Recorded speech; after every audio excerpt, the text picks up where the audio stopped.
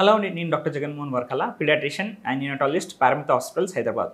ఇంట్లో తాతలు అమ్మమ్మలు అరే పిల్లాడు ఏం తినట్లేదు, ఒక బిస్కెట్ ఇచ్చేసేయండి, కడుపు నిండుతుంది, 2 బిస్కెట్లు వేయండి అని అంటుంటారు. కామన్గా పేరెంట్స్ డౌట్ ఏంటంటే డాక్టర్ గారు పిల్లలకి ఏ బిస్కెట్స్ ఇవ్వాలి, బిస్కెట్స్ ఇవ్వడం హెల్తీయేనా అని అడుగుతుంటారు. సో బిస్కెట్స్ ఇవ్వడం వల్ల అడ్వాంటేజెస్ కన్నా డిసడ్వాంటేజెస్, లాభాల కన్నా నష్టాలు ఎక్కువ ఉంటాయి. సో అవి ఏంటో మనం ఈరోజు తెలుసుకుందాం. ముఖ్యంగా ఫస్ట్ థింగ్ ఈజ్ షుగర్. అన్ని బిస్కెట్స్లో షుగర్ కంటెంట్ హైగా ఉంటుంది. షుగర్ వల్ల అనవసరంగా హై గ్లూకోజ్ స్పైక్స్ రావచ్చు పిల్లలకి. సో ఫ్యూచర్లో డయాబెటీస్ వచ్చే అవకాశం ఉంటుంది, ఒబేస్ అయ్యే, లావ్ అయ్యే ఛాన్సెస్ ఎక్కువ ఉంటాయి. Next is trans fats. Trans fats అంటే వాళ్ళు వాడే ఆయిల్స్, అందులో వాడే ఆయిల్స్ మన పామ్ ఆయిల్స్ అలా వాడుతుంటారు. సో పామ్ ఆయిల్ వల్ల కొలెస్ట్రాల్ పెరిగి ఫ్యూచర్లో హార్ట్లో బ్లాక్లు రావడము, అరెస్ట్ అవ్వడము, హార్ట్ అటాక్ రావడము లాంటి అవకాశాలు పెరుగుతాయి. Third thing is artificial sweeteners. ఆ స్వీట్నర్స్ వల్ల బేబీస్లో హైపర్ యాక్టివిటీ, ఇరిటబిలిటీ పెరగడం చూస్తున్నారు.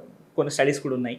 దాంతోపాటు అలర్జీ కూడా వచ్చే అవకాశం ఉంటుంది. వీటితో పాటు నెక్స్ట్ ఈస్ మైదాపిండి.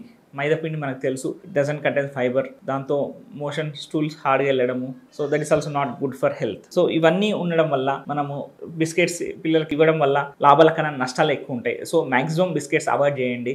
ఇవ్వాలనుకుంటే ఏమైనా ఇంట్లో హెల్తీ ఆల్టర్నేటివ్ బిస్కెట్స్ కాకుండా వేరే ఏమైనా స్నాక్స్ లాంటివి చేసి ఇవ్వండి. Thank you.